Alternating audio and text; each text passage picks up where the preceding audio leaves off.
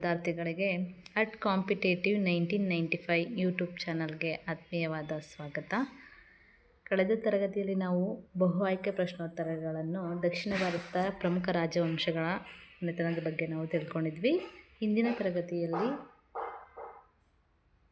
ಹೇಳಿಕೆ ರೂಪದ ಪ್ರಶ್ನೋತ್ತರಗಳನ್ನ ಚರ್ಚಿಸೋಣ.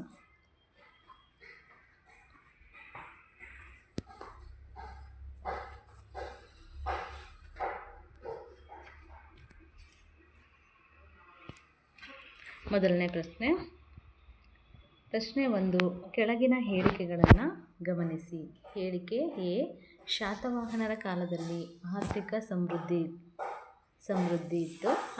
ಸಮೃದ್ಧಿಯಿಂದ ಕೂಡಿತ್ತು. ಇದಕ್ಕೆ ಮುಖ್ಯ ಕಾರಣ ಬಿರುಸಾಗಿ ನಡೆಯುತ್ತಿದ್ದ ಒಳನಾಡಿನ ಮತ್ತು ಹೊರನಾಡಿನ ವ್ಯಾಪಾರ ಚಟುವಟಿಕೆಗಳು. ಮೇಲಿನ ಹೇಳಿಕೆಗಳ ಆಧಾರದ ಮೇಲೆ ಸರಿಯಾದ ಆಯ್ಕೆಯನ್ನು ಆರಿಸಿ ಅಂತ ಇದೆ ಕ್ವಶನ್ನು. ಅದಕ್ಕೆ ಸರಿಯಾದ ಉತ್ತರವನ್ನು ನೋಡೋಣ. ಆಯ್ಕೆ ಎ ಮತ್ತು ಆರ್ ಎರಡೂ ಸರಿ ಮತ್ತು ಆರ್ ಯು ಎಗೆ ಸರಿಯಾದ ವಿವರಣೆಯಾಗಿದೆ. ಬಿ. ಎ ಮತ್ತು ಆರ್ ಎರಡೂ ಸರಿ ಆದರೆ ಆರ್ ಯು ಎಗೆ ಸರಿಯಾದ ವಿವರಣೆಯಲ್ಲ. ಸಿ. ಎ ಸರಿ ಆದರೆ ಆರ್ ತಪ್ಪು. ಡಿ. ಎ ತಪ್ಪು ಆದರೆ ಆರ್ ಸರಿ. ಇಲ್ಲಿ ಸರಿಯಾದ ಉತ್ತರ ಏನಾಗುತ್ತೆ ಅಂದರೆ ಆಯ್ಕೆ ಎ ಆಗುತ್ತೆ. ಎ ಮತ್ತು ಆರ್ ಎರಡೂ ಸರಿ ಮತ್ತು ಆರ್ ಯು ಎಗೆ ಸರಿಯಾದ ವಿವರಣೆಯಾಗಿದೆ ಅಂತ. ಕ್ವಶನ್ ಏನಾಗುತ್ತೆ, ಶಾತವಾಹನರ ಕಾಲದಲ್ಲಿ ಆರ್ಥಿಕತೆ ಸಮೃದ್ಧಿಯಿಂದ ಕೂಡಿತ್ತು. ಇದಕ್ಕೆ ಮುಖ್ಯ ಕಾರಣ ಬಿರುಸಾಗಿ ನಡೆಯುತ್ತಿದ್ದ ಒಳನಾಡಿನ ಮತ್ತು ಹೊರನಾಡಿನ ವ್ಯಾಪಾರ ಚಟುವಟಿಕೆಗಳು ಆಗಿತ್ತು. ನಂತರ ಮುಂದಿನ ಪ್ರಶ್ನೆ, 2ನೇ ಪ್ರಶ್ನೆ, ಕೆಳಗಿನ ಹೇಳಿಕೆಗಳನ್ನು ಗಮನಿಸಿ. ಹೇಳಿಕೆ 1 ಏನಿದೆ, ಮಯೂರವರ್ಮನು ಬ್ರಾಹ್ಮಣತ್ವವನ್ನು ತೊರೆದು ಕ್ಷತ್ರಿಯನಾಗಲು ಹೊರಟನು. ಇದಕ್ಕೆ ಕಾರಣ ಅವನು ವಿದ್ಯಾಭ್ಯಾಸಕ್ಕಾಗಿ ಕಂಚಿಗೆ ಹೋಗಿದ್ದಾಗ ಪಲ್ಲವರ ಅಶ್ವಸೇನಾಧಿಕಾರಿಯಿಂದ ಅವಮಾನಕ್ಕೆ ಒಳಗಾದನು. ಈ ಹೇಳಿಕೆಗಳ ಪ್ರಕಾರ ಸರಿಯಾದ ಆಯ್ಕೆಯನ್ನು ಆರಿಸಬೇಕು. ಆಪ್ಷನ್ ಎ ಮತ್ತು ಆರ್ ಎರಡೂ ಸರಿ ಮತ್ತು ಆರ್ ಯು ಎಗೆ ಸರಿಯಾದ ವಿವರಣೆಯಾಗಿದೆ. ಆಪ್ಷನ್ ಬಿ, ಎ ಮತ್ತು ಆರ್ ಎರಡೂ ಸರಿ ಆದರೆ ಎ ಯು ಎಗೆ ಸರಿಯಾದ ವಿವರಣೆ ಅಲ್ಲ. ನಂತರ ಮುಂದಿನ ಆಯ್ಕೆ ಸಿ, ಎ ಸರಿ ಆದರೆ ಆರ್ ತಪ್ಪು. ಡಿ, ಎ ತಪ್ಪು ಆದರೆ ಆರ್ ಸರಿ. ಇಲ್ಲಿ ಸರಿಯಾದ ಉತ್ತರ ಏನಾಗುತ್ತೆ ಅನ್ನೋದನ್ನು ನೋಡೋದಾದರೆ ಆಯ್ಕೆ ಎ ಸರಿಯಾದ ಉತ್ತರ. ನೋಡಿ, ಹೇಳಿಕೆ ಎ ಏನಿದೆ, ಮಯೂರವರ್ಮನು ಬ್ರಾಹ್ಮಣತ್ವವನ್ನು ತೊರೆದು ಕ್ಷತ್ರಿಯನಾಗಲು ಹೊರಟನು. ಅದಕ್ಕೆ ಕಾರಣ ಅವನು ವಿದ್ಯಾಭ್ಯಾಸಕ್ಕಾಗಿ ಕಂಚಿಗೆ ಹೋಗಿದ್ದಾಗ ಪಲ್ಲವರ ಅಶ್ವಸೇನಾಧಿಕಾರಿಯಿಂದ ಅವಮಾನಕ್ಕೆ ಒಳಗಾದನು. ಆದ್ದರಿಂದಾಗಿ ಇದು ಎರಡು ಕೂಡ ಸರಿ. ಎ ಮತ್ತು ಆರ್ ಎರಡೂ ಸರಿ ಮತ್ತು ಆರ್ ಯು ಎಗೆ ಸರಿಯಾದ ವಿವರಣೆಯಾಗಿದೆ. ನಂತರ 3ನೇ ಪ್ರಶ್ನೆ, ಕೆಳಗಿನ ಹೇಳಿಕೆಗಳನ್ನು ಗಮನಿಸಿ. ಹೇಳಿಕೆ 1 ಏನಾಗುತ್ತೆ, ದುರ್ವಿನೀತನು ಸಂಸ್ಕೃತ ಮತ್ತು ಕನ್ನಡ ಭಾಷೆಗಳಲ್ಲಿ ವಿದ್ವಾಂಸನಾಗಿದ್ದನು.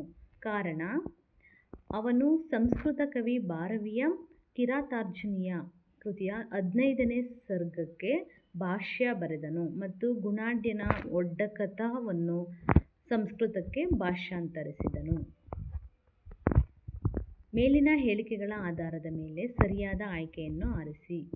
ಆಯ್ಕೆ ಎ ಮತ್ತು ಆರ್ ಎರಡೂ ಸರಿ ಮತ್ತು ಆರ್ ಯು ಎಗೆ ಸರಿಯಾದ ವಿವರಣೆಯಾಗಿದೆ. ಆಯ್ಕೆ ಬಿ, ಎ ಮತ್ತು ಆರ್ ಎರಡೂ ಸರಿ ಆದರೆ ಆರ್ ಯು ಎಗೆ ಸರಿಯಾದ ವಿವರಣೆ ಅಲ್ಲ.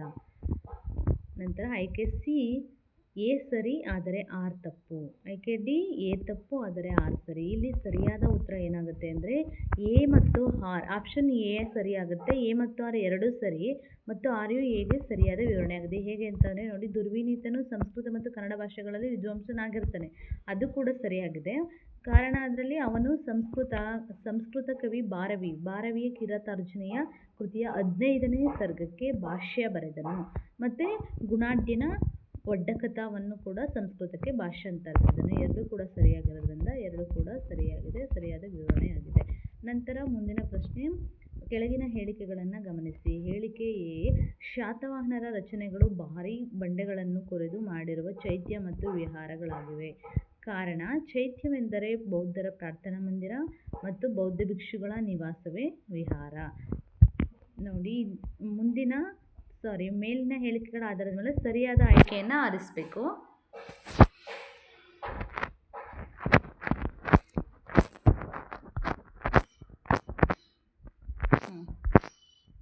ಆಯ್ಕೆ ಎ ಮತ್ತು ಆರ್ ಎರಡೂ ಸರಿ ಮತ್ತು ಆರ್ ಯು ಎಗೆ ಸರಿಯಾದ ವಿವರಣೆಯಾಗಿದೆ. ಆಯ್ಕೆ ಬಿ, ಎ ಮತ್ತು ಆರ್ ಎರಡೂ ಸರಿ, ಆದರೆ ಆರ್ ಯು ಎಗೆ ಸರಿಯಾದ ವಿವರಣೆಯಲ್ಲ. ಆಯ್ಕೆ ಸಿ, ಎ ಸರಿ ಆದರೆ ಆರ್ ತಪ್ಪು. ಡಿ, ಎ ತಪ್ಪು ಆದರೆ ಆರ್ ಸರಿ. ಏನಿದೆ ಕ್ವಶನ್ನು ಇನ್ನೊಂದು ಸರಿ ನೋಡೋಣ. ಶಾತವಾಹನರ ಆನ್ಸರ್ ಏನಾಗುತ್ತೆ ಅಂದರೆ ಎ ಮತ್ತು ಆರ್ ಎರಡೂ ಸರಿ, ಆದರೆ ಆರ್ ಯು ಎಗೆ ಸರಿಯಾದ ವಿವರಣೆ ಆಗಿರೋದಿಲ್ಲ ಅಂತ ಅನ್ನೋದು. ಹೇಗೆ? ಶಾತವಾಹನರ ರಚನೆಗಳು ಭಾರೀ ಬಂಡೆಗಳನ್ನು ಕೊರೆದು ಮಾಡಿರುವ ಚೈತ್ಯ ಮತ್ತು ವಿಹಾರಗಳಾಗಿವೆ. ಹೌದು, ಇದು ಕೂಡ ಸರಿಯಾಗಿದೆ. ಶಾತವಾಹನರ ರಚನೆಗಳು ತುಂಬ ದೊಡ್ಡ ಬಂಡೆಗಳನ್ನು ಕೊರೆದು ಚೈತ್ಯ ಮತ್ತು ವಿಹಾರಗಳಾಗಿ ಮಾಡಿದ್ದಾರೆ ಅಂತ. ಮತ್ತು ನಂತರ ಮುಂದಿನದ್ದು ಕಾರಣ 6, ಚೈತ್ಯವೆಂದರೆ ಬೌದ್ಧರ ಪ್ರಾರ್ಥನಾ ಮಂದಿರ ಮತ್ತು ಬೌದ್ಧ ಭಿಕ್ಷುಗಳ ನಿವಾಸವೇ ವಿಹಾರ ಆಗಿದೆ. ಸೊ ಎರಡನ್ನು ಗಮನಿಸಿದಾಗ ಒಂದಕ್ಕೊಂದು ಇದು ಶಾತವಾಹನರ ರಚನೆ ಬೇರೆ, ಇವರ ಪ್ರಾರ್ಥನಾ ಮಂದಿರ ಮತ್ತು ಅವರು ವಾಸವಾಗಿರುವಂಥ ಪ್ರದೇಶಗಳೇ ಬೇರೆ ಆಗಿರೋದ್ರಿಂದ ಅದಕ್ಕೂ ಇದಾಗೋದಿಲ್ಲ ಅಂತ ಅನ್ನೋದು, ಸರಿಯಾದ ವಿವರಣೆ ಆಗೋದಿಲ್ಲ ಅನ್ನೋದು. ನಂತರ ಪ್ರಶ್ನೆ 5, ಕೆಳಗಿನ ಹೇಳಿಕೆಗಳನ್ನು ಗಮನಿಸಿ. ಹೇಳಿಕೆ ಎ, ಶ್ರೇಣಿಗಳು ಆಧುನಿಕ ಬ್ಯಾಂಕ್ಗಳಂತೆ ಹಣಕಾಸು ವ್ಯವಹಾರ ನಡೆಸುತ್ತಿದ್ದವು. ಕಾರಣ, ಶ್ರೇಣಿಗಳೆಂದರೆ ವ್ಯಾಪಾರಿಗಳು ಮತ್ತು ವಿವಿಧ ಕಸುಬುದಾರರು ತಮ್ಮ ಹಿತರಕ್ಷಣೆಗಾಗಿ ಕಟ್ಟಿಕೊಂಡ ಸಂಘಗಳು. ಮೇಲಿನ ಹೇಳಿಕೆಗಳ ಆಧಾರದ ಮೇಲೆ ಸರಿಯಾದ ಆಯ್ಕೆಯನ್ನು ಆರಿಸಿ. ಎ ಮತ್ತು ಆರ್ ಎರಡೂ ಸರಿ ಮತ್ತು ಆರ್ ಯು ಎಗೆ ಸರಿಯಾದ ವಿವರಣೆಯಾಗಿದೆ. ಬಿ, ಎ ಮತ್ತು ಆರ್ ಎರಡೂ ಸರಿ, ಆದರೆ ಆರ್ ಯು ಎಗೆ ಸರಿಯಾದ ವಿವರಣೆಯಲ್ಲ. ಆಯ್ಕೆ ಸಿ, ಎ ಸರಿ ಆದರೆ ಆರ್ ತಪ್ಪು. ಆಯ್ಕೆ ಡಿ, ಎ ತಪ್ಪು ಆದರೆ ಆರ್ ಸರಿ. ನೋಡಿ, ಇಲ್ಲಿ ಸರಿಯಾದ ಉತ್ತರ ಏನಾಗುತ್ತೆ, ಎ ಮತ್ತು ಆರ್ ಎರಡೂ ಸರಿ, ಆದರೆ ಆರ್ ಯು ಎಗೆ ಸರಿಯಾದ ವಿವರಣೆ ಆಗಿರೋದಿಲ್ಲ ಅಂತ. ಆಯಿತಾ? ಯಾಕೆ ಅಂತಂದರೆ ನೋಡಿ, ಶ್ರೇಣಿಗಳು ಆಧುನಿಕ ಬ್ಯಾಂಕ್ಗಳಂತೆ ಹಣಕಾಸು ವ್ಯವಹಾರವನ್ನು ನಡೆಸ್ತಾ ಇದ್ವು. ಆರ್, ಶ್ರೇಣಿಗಳೆಂದರೆ ವ್ಯಾಪಾರಿಗಳು ಮತ್ತು ವಿವಿಧ ಕಸುಬುದಾರರು ತಮ್ಮ ಹಿತರಕ್ಷಣೆಗಾಗಿ ಕಟ್ಟಿಕೊಂಡ ಸಂಘಗಳು. ಅಲ್ಲಿ ವ್ಯವಹಾರ ನಡೆಸೋದೇ ಬೇರೆ, ಇಲ್ಲಿ ಅವರು ಕಟ್ಟಿಕೊಂಡಂಥ ಸಂಘಗಳು ಅಂತ ಹೇಳಿರೋದ್ರಿಂದ ಇದು ಆರ್, ಎ ಮತ್ತು ಆರ್ ಎರಡೂ ಸರಿಯಾಗಿದ್ದಾವೆ, ಆದರೆ ಆರ್ ಯು ಎಗೆ ಸರಿಯಾದ ವಿವರಣೆ ಆಗಿರೋದಿಲ್ಲ ಅಂತ ಹೇಳ್ತಾರೆ. ನಂತರ 6ನೇ ಪ್ರಶ್ನೆ, ಈ ಕೆಳಗಿನ ಹೇಳಿಕೆಗಳನ್ನು ಗಮನಿಸಿ. ಹೇಳಿಕೆ 1 ಎ, ಕವಿರಾಜ ಮಾರ್ಗ ಕನ್ನಡದ ಮೊದಲ ಉಪಲಬ್ಧ ಗ್ರಂಥ. ಕಾರಣ, ಶ್ರೀ ವಿಜಯನು ಕವಿರಾಜ ಮಾರ್ಗದಲ್ಲಿ ದುರ್ವಿನೀತನು ಕನ್ನಡದ ಪ್ರಮುಖ ಗದ್ಯ ಬರಹಗಾರರಲ್ಲಿ ಒಬ್ಬನೆಂದು ಹೇಳುತ್ತಾನೆ. ಕವಿರಾಜ ಮಾರ್ಗ ಕನ್ನಡದ ಮೊದಲ ಉಪಲಬ್ಧ ಗ್ರಂಥ. ಶ್ರೀ ವಿಜಯನು ಕವಿರಾಜ ಮಾರ್ಗದಲ್ಲಿ ದುರ್ವಿನೀತನು ಕನ್ನಡದ ಪ್ರಮುಖ ಗದ್ಯ ಬರಹಗಾರರಲ್ಲಿ ಒಬ್ಬನೆಂದು ಹೇಳುತ್ತಾನೆ. ಮೇಲಿನ ಹೇಳಿಕೆಗಳ ಆಧಾರದ ಮೇಲೆ ಸರಿಯಾದ ಆಯ್ಕೆಯನ್ನು ಆರಿಸಿ ಅಂತಿದೆ. ಆಯ್ಕೆ ಎ ಮತ್ತು ಆರ್ ಎರಡೂ ಸರಿ ಮತ್ತು ಆರ್ ಯು ಎಗೆ ಸರಿಯಾದ ವಿವರಣೆಯಾಗಿದೆ. ಆಯ್ಕೆ ಬಿ, ಎ ಮತ್ತು ಆರ್ ಎರಡೂ ಸರಿ, ಆದರೆ ಆರ್ ಯು ಎಗೆ ಸರಿಯಾದ ವಿವರಣೆ ಆಗಿರೋದಿಲ್ಲ. ಆಯ್ಕೆ ಸಿ, ಎ ಸರಿ ಆದರೆ ಆರ್ ತಪ್ಪು. ಆಯ್ಕೆ ಡಿ, ಎ ತಪ್ಪು ಆದರೆ ಆರ್ ಸರಿ. ಸೊ ಇಲ್ಲಿ ಸರಿಯಾದ ಉತ್ತರ ಏನು, ಎ ಮತ್ತು ಆರ್ ಎರಡೂ ಸರಿ, ಆದರೆ ಆರ್ ಯು ಎಗೆ ಸರಿಯಾದಂತಹ ವಿವರಣೆ ಅಲ್ಲ. ನೋಡಿ, ಕವಿರಾಜ ಮಾರ್ಗ ಕನ್ನಡದ ಮೊದಲ ಉಪಲಬ್ಧ ಗ್ರಂಥ.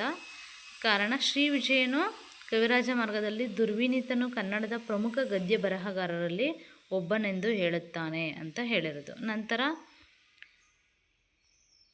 ಪ್ರಶ್ನೆ 7, ಕೆಳಗಿನ ಹೇಳಿಕೆಗಳನ್ನು ಗಮನಿಸಿ.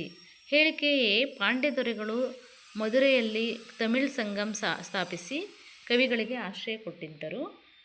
ಆರ್, ಕವಿಗಳು ತಮ್ಮ ಕೃತಿಗಳನ್ನು ಪರಿಶೀಲನೆಗಾಗಿ ಸಂಘಕ್ಕೆ ಒಪ್ಪಿಸುವ ಪರಿಪಾಠವಿತ್ತು. ಮೇಲಿನ ಹೇಳಿಕೆಗಳ ಆಧಾರದ ಮೇಲೆ ಸರಿಯಾದ ಆಯ್ಕೆಯನ್ನು ಆರಿಸಿ.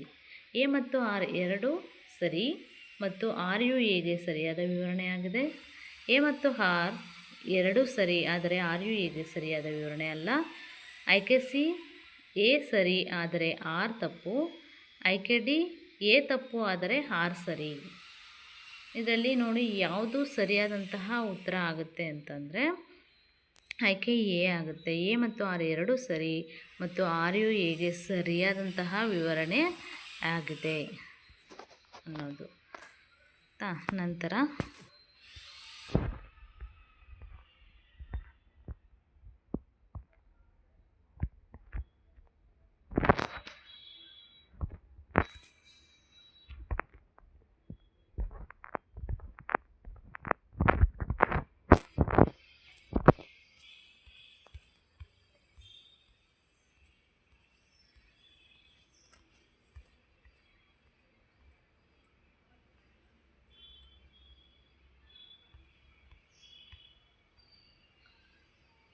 ನಂತರ ಬಹು ಹೇಳಿಕೆ ಸರಿಯಾದ ಅಥವಾ ತಪ್ಪಾದವನ್ನು ಆಯ್ಕೆ ಮಾಡಿ 7.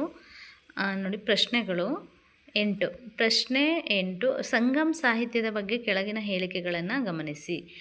1. ಶಿಲಪ್ಪದಿಗಾರಂ ಎಂಬುದು ಪ್ರಾಚೀನ ತಮಿಳು ಮಹಾಕಾವ್ಯವಾಗಿದ್ದು ಕಣ್ಣಗಿ ಅದರ ಕಥಾನಾಯಕಿ. 2. ಮಣಿಮೇಗಲೈ ತಮಿಳರ ಇನ್ನೊಂದು ಮಹಾಕಾವ್ಯವಾಗಿದ್ದು ಅದರ ಕಥಾನಾಯಕಿ ಮಣಿಮೇಗಲೈ. ತಿರುಕ್ಕುರಳ್ ಎಂಬ ನೀತಿ ಗ್ರಂಥದ ರಚನೆಕಾರ ತಿರುವಳ್ವರ್. ಸಂಗಮ್ ಸಾಹಿತ್ಯ ರಚನೆ ಸುಮಾರು 5 ಶತಮಾನಗಳ ಕಾಲ ಮುಂದುವರಿಯಿತು. ಮೇಲಿನ ಹೇಳಿಕೆ ಕೊಟ್ಟಿದ್ದಾರೆ, ಈ ಹೇಳಿಕೆಗಳಲ್ಲಿ ಯಾವುದು ಸರಿಯಾಗಿವೆ ಅಂತ ಅಂದ್ಬಿಟ್ಟು. ಎ 1 ಮತ್ತು 2 ಮಾತ್ರ, ಬಿ 2, 3 ಮತ್ತು 4 ಮಾತ್ರ, ಸಿ 1, 3 ಮತ್ತು 4 ಮಾತ್ರ, ಡಿ 1, 2, 3 ಮತ್ತು 4. ಇದರಲ್ಲಿ ಸರಿಯಾದ ಉತ್ತರ ಏನಾಗುತ್ತೆ? ಡಿ ಆಗುತ್ತೆ. ಯಾವುದು?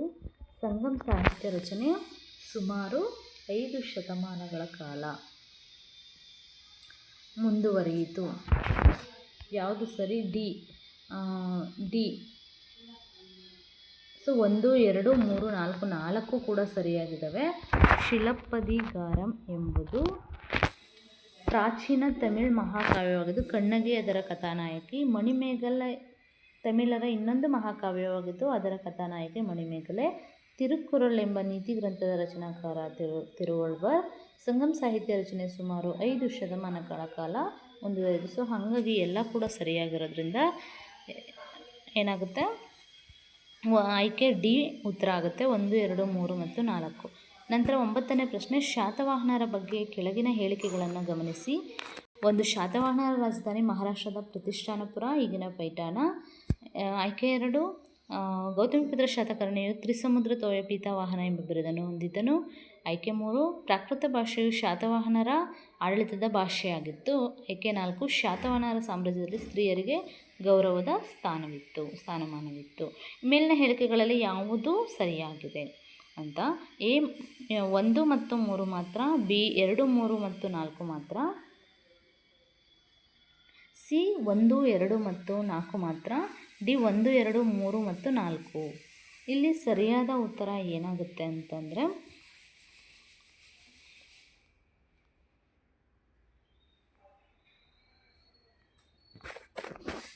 ಯಾವುದಾಗುತ್ತೆ ಅಂತಂದರೆ ನೋಡಿ, 1, 2, 3, 4, 4 ಕೂಡ ಸರಿಯಾದ ಉತ್ತರ ಆಗುತ್ತೆ. ಶಾತವಾಹನರ ಬಗ್ಗೆ ಏನೇನು? ಶಾತವಾಹನರ ರಾಜಧಾನಿ ಮಹಾರಾಷ್ಟ್ರದ ಪ್ರತಿಷ್ಠಾನಪುರ ಅಂದರೆ ಈಗಿನ ಪೈಠಾಣ. ಗೌತಮಿಪುತ್ರ ಶಾತಕರ್ಣಿಯು ತ್ರಿಸಮುದ್ರ ತೋಯ ಪೀತಾವಾಹನ ಎಂಬ ಬಿರುದನ್ನು ಹೊಂದಿದ್ರು. ಹಾಗೆ ಪ್ರಾಕೃತ ಭಾಷೆಯು ಶಾತವಾಹನರ ಆಡಳಿತ ಭಾಷೆ. ಶಾತವಾಹನರ ಸಾಮ್ರಾಜ್ಯದಲ್ಲಿ ಸ್ತ್ರೀಯರಿಗೆ ಏನಿತ್ತು? ತುಂಬನೇ ವಿಶೇಷವಾದಂತಹ ಗೌರವದ ಸ್ಥಾನಮಾನವಿತ್ತು ಅಂತ ಹೇಳ್ಬೋದು. ನಂತರ ಮುಂದಿನ ಪ್ರಶ್ನೆ 10ನೇ ಪ್ರಶ್ನೆ, ಕದಂಬರ ಬಗ್ಗೆ ಕೆಳಗಿನ ಹೇಳಿಕೆಗಳನ್ನು ಪರಿಗಣಿಸಿ. 1. ಕದಂಬ ಮನೆತನವು ಕನ್ನಡದ ಮೊದಲ ರಾಜ ಮನೆತನ. ಆಯ್ಕೆ 2, ಕದಂಬ ವಂಶದ ಸ್ಥಾಪಕ ಮತ್ತು ಪ್ರಸಿದ್ಧ ರಾಜ ಮಯೂರಶರ್ಮ. ಆಯ್ಕೆ 3, ಕದಂಬರ ರಾಜಧಾನಿ ಉತ್ತರ ಕನ್ನಡ ಜಿಲ್ಲೆಯ ಬನವಾಸಿ. ಆಯ್ಕೆ 4, ಹಾಸನ ಜಿಲ್ಲೆಯ ಅಲ್ಮಡಿ ಗ್ರಾಮದಲ್ಲಿ ದೊರೆತಿರುವ ಕದಂಬರ ಕಾಲದ ಶಾಸನವು ಕನ್ನಡ ಶಾಸನಗಳಲ್ಲೇ ಅತಿ ಪ್ರಾಚೀನ. ಈ ಮೇಲಿನ ಹೇಳಿಕೆಗಳಲ್ಲಿ ಯಾವುದು ಅಥವಾ ಯಾವುವು ಸರಿಯಾಗಿವೆ? ಆಯ್ಕೆ 1, 2 ಮತ್ತು 3 ಮಾತ್ರ. ಆಯ್ಕೆ ಬಿ 2, 3 ಮತ್ತು 4 ಮಾತ್ರ. ಆಯ್ಕೆ ಸಿ 1, 3 ಮತ್ತು 4 ಮಾತ್ರ. ಆಯ್ಕೆ ಡಿ 1, 2, 3 ಮತ್ತು 4. ಇದರಲ್ಲಿ ಸರಿಯಾದ ಉತ್ತರ ಏನಾಗುತ್ತೆ ಅಂದರೆ ಆಯ್ಕೆ ಡಿ ಆಗುತ್ತೆ. 1, 2 ಮತ್ತು 2, 3 ಮತ್ತು 4 ಮಾತ್ರ. ಏನು ಕದಂಬ ಮನೆತನವು ಕನ್ನಡದ ಮೊದಲ ರಾಜ್ಯ ಮನೆತನ ಆಗಿದೆ. ಇದು ಸರಿಯಾಗಿದೆ. ಕದಂಬ ವಂಶದ ಸ್ಥಾಪಕ ಯಾರು? ಪ್ರಸಿದ್ಧ ರಾಜ ಮಯೂರ ಶರ್ಮ ಅಥವಾ ಮಯೂರವರ್ಮ ಅಂತ ಕರಿತೀವಿ. ಕದಂಬರ ರಾಜಧಾನಿ ಉತ್ತರ ಕನ್ನಡ ಜಿಲ್ಲೆಯ ಬನವಾಸಿ. ಹಾಸನ ಜಿಲ್ಲೆಯ ಅಲ್ಮೆಟಿ ಗ್ರಾಮದಲ್ಲಿ ದೊರೆತಿರುವ ಕದಂಬರ ಕಾಲದ ಶಾಸನವು ಕನ್ನಡ ಶಾಸನಗಳಲ್ಲಿ ಅತಿ ಪ್ರಾಚೀನವಾದಂತಹ ಶಾಸನ ಅಂತ ಹೇಳ್ತೀವಿ. ನಂತರ ಮುಂದಿನ ಪ್ರಶ್ನೆ 11ನೇ ಪ್ರಶ್ನೆ, ಗಂಗರ ಬಗ್ಗೆ ಕೆಳಗಿನ ಹೇಳಿಕೆಗಳನ್ನು ಪರಿಗಣಿಸಿ. ಆಯ್ಕೆ 1, ಗಂಗ ಮನೆತನವು ಕರ್ನಾಟಕದಲ್ಲಿ ಸುಮಾರು 650 ವರ್ಷಗಳ ಕಾಲ ಆಳಿತು. ಆಯ್ಕೆ 2, ಕೋಲಾರ ಮತ್ತು ತಲಕಾಡು ಗಂಗರ ರಾಜಧಾನಿಗಳಾಗಿದ್ದವು. ಆಯ್ಕೆ 3, ಗಂಗರ ಲಾಂಛನ ಮದಗಜ. ಆಯ್ಕೆ 4, ಶ್ರೀ ಪುರುಷನು ಗಜಶಾಸ್ತ್ರ ಎಂಬ ಕೃತಿಯನ್ನು ಬರೆದಿದ್ದಾನೆ. ಮೇಲಿನ ಹೇಳಿಕೆಗಳಲ್ಲಿ ಯಾವುವು ಸರಿಯಾದವು ಅಂತ. ಆಯ್ಕೆ ಎ 1, 2 ಮತ್ತು 3 ಮಾತ್ರ. ಆಯ್ಕೆ ಬಿ 2, 3 ಮತ್ತು 4 ಮಾತ್ರ. ಆಯ್ಕೆ ಸಿ 1, 3 ಮತ್ತು 4 ಮಾತ್ರ. ಆಯ್ಕೆ ಡಿ 1, 2, 3 ಮತ್ತು 4. ಸೊ ಇದರಲ್ಲಿ ಸರಿಯಾದ ಉತ್ತರ ಏನಾಗುತ್ತೆ ಅಂದರೆ ಆಯ್ಕೆ ಡಿ ಆಗುತ್ತೆ. 1, 2 ಮತ್ತು 3, 4 ಮಾತ್ರ ಅಂತ. ನೋಡಿ, ಗಂಗ ಮನೆತನವು ಕರ್ನಾಟಕದಲ್ಲಿ ಸುಮಾರು 650 ವರ್ಷಗಳ ಕಾಲ ಆಳುತ್ತೆ. ಗಂಗರ ರಾಜಧಾನಿ ಕೋಲಾರ ಮತ್ತು ತಲಕಾಡು ಆಗಿರುತ್ತೆ. ನಂತರ ಗಂಗರ ಲಾಂಛನ ಮದಗಜ ಆಗಿರುತ್ತೆ. ಗಜಶಾಸ್ತ್ರ ಎಂಬ ಕೃತಿಯನ್ನು ಶ್ರೀ ಪುರುಷನು ಬರೀತಾನೆ ಅನ್ನೋದು ಎಲ್ಲ ಕೂಡ ಸರಿಯಾಗಿದೆ. ನಂತರ 12ನೇ ಪ್ರಶ್ನೆ, ಬಾದಾಮಿ ಚಾಲುಕ್ಯರ ಬಗ್ಗೆ ಕೆಳಗಿನ ಹೇಳಿಕೆಗಳನ್ನು ಪರಿಗಣಿಸಿ. ಬಾದಾಮಿಯು ಚಾಲುಕ್ಯರ ರಾಜಧಾನಿ. 2, ವರಾಹ ಚಾಲುಕ್ಯರ ಲಾಂಛನ. ಇಮ್ಮಡಿ ಪುಲಕೇಶಿಯು ಚಾಲುಕ್ಯ ವಂಶದ ಶ್ರೇಷ್ಠ ಅರಸ. ಐಹೊಳೆಯನ್ನು ದೇವಾಲಯಗಳ ವಾಸ್ತುಶಿಲ್ಪದ ತೊಟ್ಟಿಲು ಎಂದು ಕರೆಯುತ್ತಾರೆ. ಮೇಲಿನ ಹೇಳಿಕೆಗಳಲ್ಲಿ ಯಾವುವು ಸರಿಯಾಗಿದ್ದಾವೆ ಅಂತ. ಆಯ್ಕೆ ಎ 1, 2 ಮತ್ತು 3 ಮಾತ್ರ. ಆಯ್ಕೆ ಬಿ 2, 3 ಮತ್ತು 4 ಮಾತ್ರ. ಆಯ್ಕೆ ಸಿ 1, 3 ಮತ್ತು 4 ಮಾತ್ರ. ಆಯ್ಕೆ ಡಿ 1, 2, 3 ಮತ್ತು 4 ಮಾತ್ರ. ಸೊ ಇದರಲ್ಲಿ ಯಾವುದು ಸರಿಯಾಗಿದೆ ಅಂತಂದರೆ ಆಯ್ಕೆ ಡಿ ಆಗುತ್ತೆ. 1, 2, 3 ಮತ್ತು 4 ಮಾತ್ರ ಆಗಿರುತ್ತೆ. ಬಾದಾಮಿ ಚಾಲುಕ್ಯರ ರಾಜಧಾನಿ. ಬಾದಾಮಿಯು ಚಾಲುಕ್ಯರ ರಾಜಧಾನಿಯಾಗಿದೆ. ಆಯಿತಾ. ನಂತರ ವರಾಹ ಚಾಲುಕ್ಯರ ಲಾಂಛನ. ಹಾಗೆ ಚಾಲುಕ್ಯ ವಂಶದ ಶ್ರೇಷ್ಠ ಅರಸ ಇಮ್ಮಡಿ ಪುಲಕೇಶಿ. ಐಹೊಳೆಯನ್ನು ದೇವಾಲಯಗಳ ಶಿಲ್ಪದ ತೊಟ್ಟಿಲು ಅಂತ ಕರೀತಾ ಇದ್ರು. ಹಾಗಾಗಿ 4 ಕೂಡ ಸರಿಯಾಗಿದ್ದಾವೆ. ನಂತರ 13ನೇ ಪ್ರಶ್ನೆ, ಪಲ್ಲವರ ಬಗ್ಗೆ ಕೆಳಗಿನ ಹೇಳಿಕೆಗಳನ್ನು ಪರಿಗಣಿಸಿ. ಕಂಚಿ ಪಲ್ಲವರ ರಾಜಧಾನಿ. ನರಸಿಂಹವರ್ಮನು ಪಲ್ಲವ ಅರಸರಲ್ಲಿಯೇ ಶ್ರೇಷ್ಠ. ನರಸಿಂಹವರ್ಮನ ಬಿರುದು ಮಹಾಮಲ್ಲ.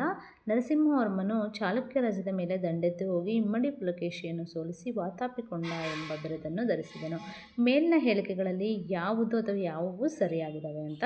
ಆಯ್ಕೆ ಎ 1, 2 ಮತ್ತು 3 ಮಾತ್ರ. ಆಯ್ಕೆ ಬಿ 2, 3 ಮತ್ತು 4 ಮಾತ್ರ. ಆಯ್ಕೆ ಸಿ 1, 3 ಮತ್ತು 4 ಮಾತ್ರ. ಆಯ್ಕೆ ಡಿ 1, 2, 3 ಮತ್ತು 4. ಅಂದರೆ ಏನು ಸರಿಯಾಗಿದೆ ಅಂತ ಅಂದರೆ ಆಯ್ಕೆ ಡಿ 1, 2, 3 ಮತ್ತು 4 ಕೂಡ ಕರೆಕ್ಟಾಗಿದೆ. ಕಂಚಿ ಪಲ್ಲವರ ರಾಜಧಾನಿಯಾಗಿದೆ. ನರಸಿಂಹವರ್ಮ ಪಲ್ಲವ ಅರಸರಲ್ಲೇ ಶ್ರೇಷ್ಠ ಅರಸ. ನರಸಿಂಹವರ್ಮನ ಬಿರುದು ಮಹಾಮಲ್ಲ. ನಂತರ ನರಸಿಂಹವರ್ಮನ ಚಾಲುಕ್ಯ ರಾಜ್ಯದ ಮೇಲೆ ದಂಡೆತ್ತಿ ಹೋಗಿ ಇಮ್ಮಡಿ ಪುಲಕೇಶಿಯನ್ನು ಸೋಲಿಸಿ ಏನಂತ ಬಿರುದನ್ನು ಪಡಿತಾನೆ? ವಾತಾಪಿಗೊಂಡ ಎನ್ನುವಂತಹ ಬಿರುದನ್ನು ಪಡ್ಕೊಳ್ತಾನೆ. ನಂತರ 14ನೇ ಪ್ರಶ್ನೆ, ಶಾತವಾಹನರ ವ್ಯಾಪಾರ ಮತ್ತು ಪಟ್ಟಣಗಳ ಬಗ್ಗೆ ಕೆಳಗಿನ ಹೇಳಿಕೆಗಳನ್ನು ಗಮನಿಸಿ. 1, ಶಾತವಾಹನರ ಆಳ್ವಿಕೆಯ ಕಾಲವು ಆರ್ಥಿಕ ಸಮೃದ್ಧಿಯ ಕಾಲವಾಗಿತ್ತು. 2, ಸಾಮ್ರಾಜ್ಯದ ಹಲವು ಪಟ್ಟಣಗಳನ್ನು ನಿಗಮಗಳು ಎನ್ನುತ್ತಿದ್ದರು. ಹಾಗೆ 3, ಶ್ರೇಣಿ ಎಂಬ ಸಂಘಗಳು ಪಟ್ಟಣಗಳಲ್ಲಿ ಇದ್ದವು. ನಂತರ 4, ಶಾತವಾಹನರ ಕಾಲದಲ್ಲಿ ರೋಮನ್ ಸಾಮ್ರಾಜ್ಯದೊಡನೆ ಭಾರತ ವಾಣಿಜ್ಯ ಸಂಬಂಧವನ್ನು ಉತ್ತಮವಾಗಿ ಇಟ್ಕೊಂಡಿತ್ತು ಅಂತ. ಮೇಲಿನ ಹೇಳಿಕೆಗಳಲ್ಲಿ ಯಾವುವು ಸರಿಯಾಗಿದ್ದಾವೆ ಅಂದರೆ ಎ 1, 2 ಮತ್ತು 3 ಮಾತ್ರ. ಆಯ್ಕೆ ಬಿ 2, 3 ಮತ್ತು 4 ಮಾತ್ರ. ಆಯ್ಕೆ ಸಿ 1, 3 ಮತ್ತು 4 ಮಾತ್ರ. ಆಯ್ಕೆ ಡಿ 1, 2, 3 ಮತ್ತು 4 ಸರಿ. ಇದರಲ್ಲಿ ಸರಿಯಾದ ಉತ್ತರ ಯಾವ್ದು ಬರುತ್ತೆ? ಆಯ್ಕೆ ಡಿ ಆಗುತ್ತೆ. ಏನಾಗುತ್ತೆ? 1, 2, 3 ಮತ್ತು 4 ಸರಿಯಾದಂತಹ ಉತ್ತರ ಆಗುತ್ತೆ. ಏನೋ ನೋಡಿ, ಇವು 4 ಏನಿದಾವೆ ಅಂದರೆ ಇನ್ನೊಂದು ಸಾರಿ ಹೇಳ್ತೀನಿ. ಶಾತವಾಹನರ ಆಳ್ವಿಕೆಯ ಕಾಲವು ತುಂಬ ಆರ್ಥಿಕತೆಯಿಂದ ಸಮೃದ್ಧಿಯಿಂದ ಕೂಡಿತ್ತು. ಸಾಮ್ರಾಜ್ಯದಲ್ಲಿ ಹಲವು ಪಟ್ಟಣಗಳಿದ್ದು ಅವನ್ನ ನಿಗಮಗಳು ಅಂತ ಕರೀತಾಯಿದ್ರು. ಶ್ರೇಣಿ ಎಂಬ ಸಂಘಗಳು ಕೂಡ ಪಟ್ಟಣದಲ್ಲಿದ್ದು. ಹಾಗೆ ಲಾಸ್ಟ್ ಪಾಯಿಂಟ್ ಬಂದು ಶಾತವಾಹನ ಕಾಲದಲ್ಲಿ ರೋಮನ್ ಸಾಮ್ರಾಜ್ಯದೊಡನೆ ಭಾರತದ ವಾಣಿಜ್ಯ ಸಂಬಂಧ ತುಂಬ ಉತ್ತಮವಾಗಿತ್ತು ಅಂತ ಅನ್ನೋದು 4 ಕೂಡ ಸರಿಯಾಗಿದ್ದಾವೆ. ನಂತರ ಪಟ್ಟಣಗಳು ಮತ್ತು ಅವುಗಳ ರಾಜವಂಶಗಳನ್ನ ಹೊಂದಿಸಿ ಬರೆಯಿರಿ ಎಂದು ಕೊಟ್ಟಿದ್ದಾರೆ. ನೋಡಿ, ಪಟ್ಟಿ 1 ಮತ್ತು ಪಟ್ಟಿ 2ರಲ್ಲಿ ಪೈಠಾಣ, ಬನವಾಸಿ, ತಲಕಾಡು, ತಂಜಾವೂರು. ಈ ಕಡೆ ABCD ನೋಡೋದಾದರೆ ಕದಂಬರು, ಶಾತವಾಹನರು, ಚೋಳರು, ಗಂಗರು. ಇಲ್ಲಿ ಪೈಠಾಣ ಶಾತವಾಹನರ ರಾಜಧಾನಿಯಾಗಿರುತ್ತೆ. ನಂತರ ಬನವಾಸಿ ಕದಂಬರ ರಾಜಧಾನಿಯಾಗಿರುತ್ತೆ. ತಲಕಾಡು ಗಂಗರ ರಾಜಧಾನಿಯಾಗಿರುತ್ತೆ. ತಂಜಾವೂರು ಚೋಳರ ರಾಜಧಾನಿಯಾಗಿರುತ್ತೆ. ನಂತರ ಪ್ರಶ್ನೆ 2, ಕೃತಿಗಳು ಮತ್ತು ಅವುಗಳ ರಚನಾಕಾರರನ್ನು ಹೊಂದಿಸಿ ಬರೆಯಿರಿ. ತಿರುಕ್ಕುರಳ್, ಗಾಥಾ ಸಪ್ತಸತಿ, ಒಡ್ಡಕಥಾ. ಗಾಥಾ ಸಪ್ತಸತಿ ಯಾರು ಬರೀತಾರೆ? ಗಾಥಾ ಸಪ್ತಸತಿ ಆಲ ಬರೆದಂತಹ ಗಾಥಾ ಸಪ್ತಸತಿ. ಗುಣಾಢ್ಯನ ಒಡ್ಡಕಥಾ, ಸರ್ವವರ್ಮನ ಕಾತಂತ್ರ ವ್ಯಾಕರಣ, ತಿರುವಳ್ವರ್ ಅವರ ತಿರುಕ್ಕುರಳ್ ಕೃತಿ. ಇಲ್ಲಿದೆ ನೋಡಿ, ಇಲ್ಲಿ ಕರೆಕ್ಟಾಗಿರೋದು ಗಾಥಾ ಸಪ್ತಸತಿ ಹಾಲಂದು, ಒಡ್ಡಕಥಾ ಗುಣಾಢ್ಯಂದು, ತಿರುಕ್ಕುರಳು ತಿರುವಳ್ವರ್.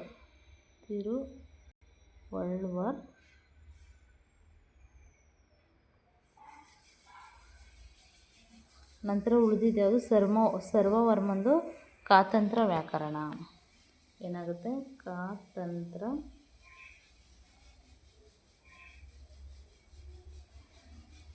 ವ್ಯಾಕರಣ ಆಗುತ್ತೆ. ನಂತರ ಮುಂದಿನ ಪ್ರಶ್ನೆ 3, ದೇವಾಲಯಗಳು ಅಥವಾ ಸ್ಮಾರಕಗಳು ಮತ್ತು ಅವುಗಳಿಗೆ ಸಂಬಂಧಿಸಿದ ರಾಜವಂಶಗಳನ್ನು ಹೊಂದಿಸಿ ಬರೆಯಿರಿ. ದೇವಾಲಯಗಳು ಈ ಕಡೆ ಇದೆ, ಈ ಕಡೆ ರಾಜವಂಶ ಇದೆ. ಕಾರ್ಲೆಯ ಚೈತ್ಯ, ಮಧುಕೇಶ್ವರ ದೇವಾಲಯ, ಗೊಮ್ಮಟೇಶ್ವರ ಮೂರ್ತಿ, ವಿರೂಪಾಕ್ಷ ದೇವಾಲಯ. ABCDಯಲ್ಲಿ ನೋಡೋಣ. ಗಂಗರು, ಬಾದಾಮಿಯ ಚಾಲುಕ್ಯರು, ಶಾತವಾಹನರು, ಕದಂಬರು. ಸೊ ಇದರಲ್ಲಿ ಸರಿಯಾದ ಉತ್ತರ ಏನಾಗುತ್ತೆ ಅಂತಂದರೆ, ಕಾರ್ಲೆಯ ಚೈತ್ಯ ಯಾರಿಗೆ ಸಂಬಂಧಿಸಿದ್ದು? ಶಾತವಾಹನರಿಗೆ. ಮಧುಕೇಶ್ವರ ದೇವಾಲಯ ಕದಂಬರಿಗೆ. ಗೊಮ್ಮಟೇಶ್ವರ ಮೂರ್ತಿ ಯಾರಿಗೆ ಸಂಬಂಧಪಟ್ಟಿದ್ದು? ಗಂಗರಿಗೆ. ನೀವು ಉಳಿದಂತಹ ವಿರೂಪಾಕ್ಷ ದೇವಾಲಯ ಬಾದಾಮಿಯ ಚಾಲುಕ್ಯರಿಗೆ ಸಂಬಂಧಪಟ್ಟಂಗೆ ಇರುತ್ತೆ. ನಂತರ ಪ್ರಶ್ನೆ 4, ಕೃತಿಗಳು ಮತ್ತು ಅವುಗಳ ಲೇಖಕರನ್ನು ಹೊಂದಿಸಿ ಬರೆಯಿರಿ.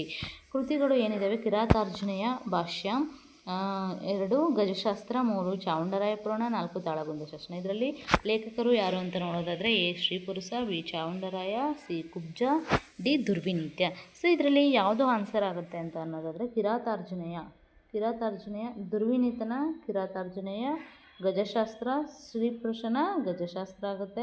ನೆಕ್ಸ್ಟು ಚಾವುಂಡರಾಯ ಪುರಾಣ, ಕುಬ್ಜಂದು ತಾಳಗುಂದ ಶಾಸನ ಆಗುತ್ತೆ. ಇದು ಸರಿಯಾದಂತಹ ಉತ್ತರ ಆಗುತ್ತೆ. ನಂತರ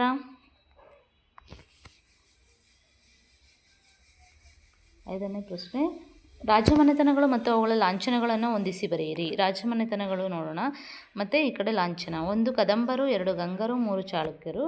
2 ಲಾಂಛನ A ಆನೆ, B ವರಹ, C ಸಿಂಹ. ಇದರಲ್ಲಿ ಏನಾಗುತ್ತೆ ಅಂತಂದರೆ